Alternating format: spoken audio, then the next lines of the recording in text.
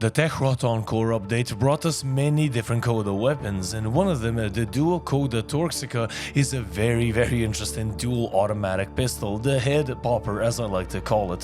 Why is it called that? Is it any good? Well, watch the video and find out.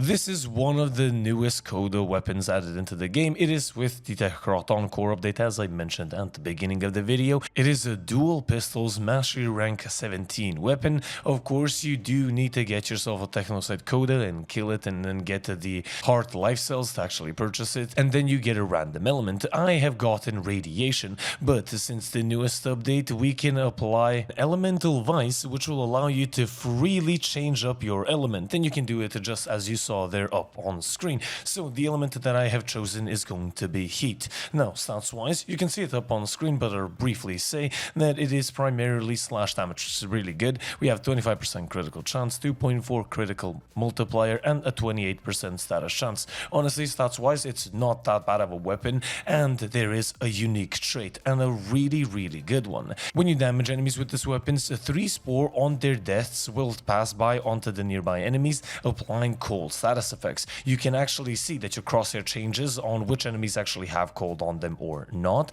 and you inflict 1.5 times extra damage to these enemies, so that's really nice. You can spread a lot of cold with this weapon, and keeping in mind that cold does enhance your critical damage, which is really nice. And alongside the two builds, you are going to be set to basically obliterate everything in Steel Path. As a base weapon, I do have to say, it definitely can be used even with Revenant with no buffs, I guess, other than Nautilus boosting up the fire rate, which is a little bit of an issue, but that means we're gonna cover the build now, and this is it right here. This is the main build that I use on this weapon. It is going to be a viral build, viral with heat, and we do utilize Cascadia Flare because of the insane damage numbers that you're gonna be getting, and we do utilize sharpened bullets, which will give us extra critical damage when we are aiming for 9 seconds, and this is why it pops those beautiful heads. If you pair this with a really good Warframe, such as Hero, for example, in the background, you are going to be having a lot of fun. If you already have viral on your Warframe, for example, through Nourish, or maybe you have a companion,